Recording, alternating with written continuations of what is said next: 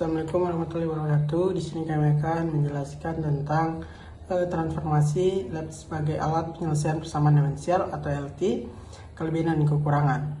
Yang pertama itu pengantar sistem LTI dan persamaan diferensial. Apa itu diferensial sistem atau LT? Sistem LT adalah fondasi penting dalam analisis sinyal dan sistem. Dicirikan oleh dua sifat utama. Yang pertama, linearitas output kombinasi linear input. Yang kedua itu inferensial waktu, respon tidak bergantung waktu aplikasi. Terus itu ada juga peran persamaan diferensial. Persamaan diferensial merupakan alat matematis krusai untuk modelan dinamakan berbagai disiplin ilmu, yaitu terbagi dari dua, yaitu modelkan formasi teknik fisika sosial, menggambarkan perubahan dengan turunan fungsi. Terus itu ada tentang tantangan penyelesaian PD. Meskipun kuat penyelesaian persamaan diferensial konvensional seringkali menghadapi berbagai kompleksitas. Yang pertama itu penyelesaian kompleks terutama non-linear. Yang kedua itu membentukkan teknik analisis dan numerik canggih. Yang ketiga itu solusi analitik tidak selalu mudah ditemukan. Saya akan menjelaskan dasar-dasar transformasi Laplace. Yang pertama ada konsep dan dasar definisi. Mengubah fungsi f dalam kurung t dari domain waktu f dalam kurung s dalam domain frekuensi kompleks s. Kedua, pasangan umum f dalam kurung t, f dalam kurung s, 1 dalam kurung konstan 1 per s. Yang ketiga ada sifat-sifat penting. Yang pertama, linearitas. Kedua, pengesaran waktu dan frekuensi. Ketiga, diferensiasi dan integrasi domain. Yang terakhir ada transformasi Laplace balik, mengembalikan f dalam kurung s dari domain s ke f dalam kurung t di domain waktu. Selanjutnya, aplikasi transformasi Laplace dalam persamaan diferensial. Yang pertama, transformasi turun dan integral. Transformasi Laplace mengubah PDB dari domain waktu ke domain frekuensi, menyederhanakan perhitungan turunan dan integral menjadi operasi aljabar. Kedua, langkah-langkah penyelesaian PDB. Yang pertama, transformasi PDB ke domain Laplace. Kedua, selesaikan persamaan aljabar untuk f dalam kurung s. Ketiga, transformasi inverse kembali ke domain waktu f dalam kurung t. Yang ketiga, rangkaian listrik. Menganalisis respon rangkaian dalam kurung arus tegangan terhadap sinyal input, terutama pada rangkaian RLC dengan kondisi awal. 4. Sistem mekanik. Digunakan untuk menganalisis sistem massa pegas peredam. Persamaan gerak disederhanakan untuk menentukan respon sistem secara efisien.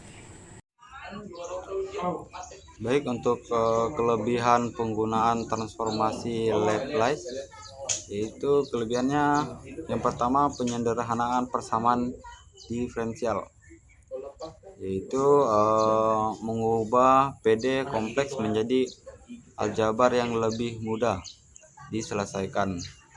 Yang kedua, penanganan kondisi awal langsung. Kondisi awal terintegrasi otomatis dalam transformasi penyederhanaan solusi.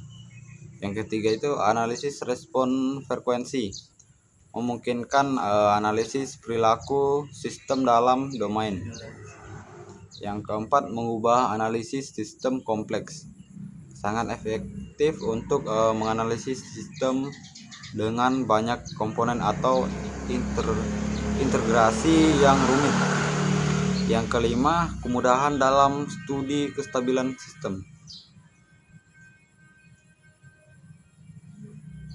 memfasilitasi penentuan kestabilan sistem melalui lokasi pole dalam bidang atau plane.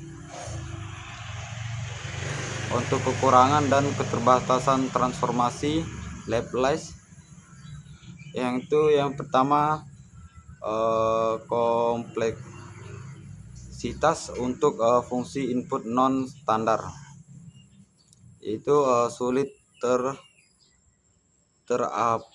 diterapkan atau membutuhkan metode khusus untuk fungsi input yang tidak umum, seringkali melibatkan komputasi integral yang kompleks. Yang kedua itu tidak cocok untuk persamaan diferensial non-linear. Transformasi Laplace dirancang untuk menyederhanakan persamaan diferensial linear, tidak efektif untuk yang non-linear. Yang ketiga, membutuhkan pengetahuan tentang transformasi balik. Untuk mendapatkan solusi di domain waktu, diperlukan pemahaman dan kemampuan untuk melakukan inverse transformasi Laplace. Yang keempat, keterbatasan pada sistem waktu diskrit. Secara inher, untuk sistem waktu kontinu kurang cocok untuk analisis sistem waktu diskrit yang lebih baik ditangani oleh transformasi. Yang kelima,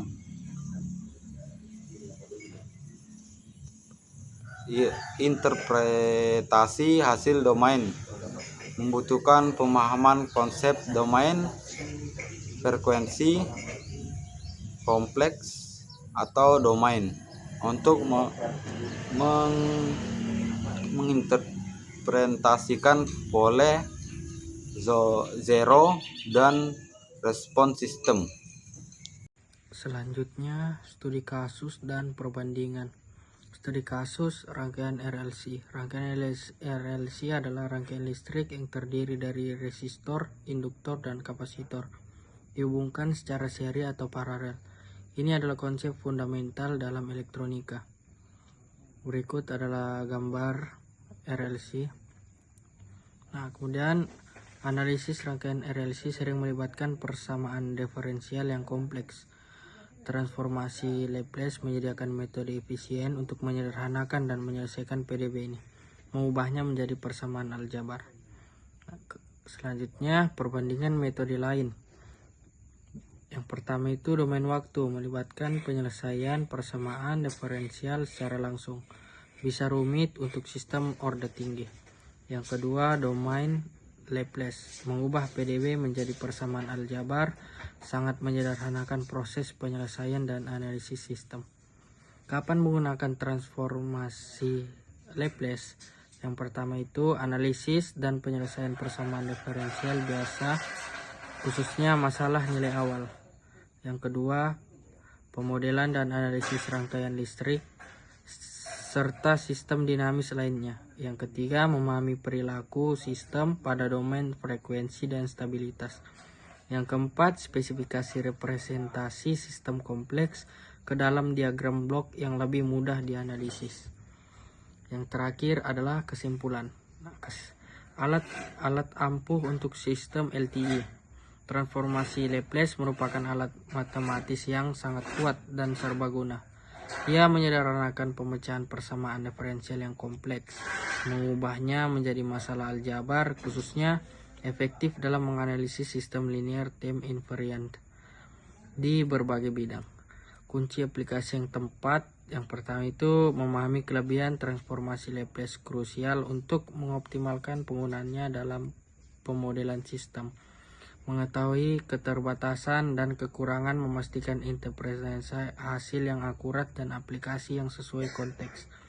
Penerapan yang efektif membutuhkan pemahaman mendalam tentang prinsip operasinya dan karakteristik masalah yang dihadapi.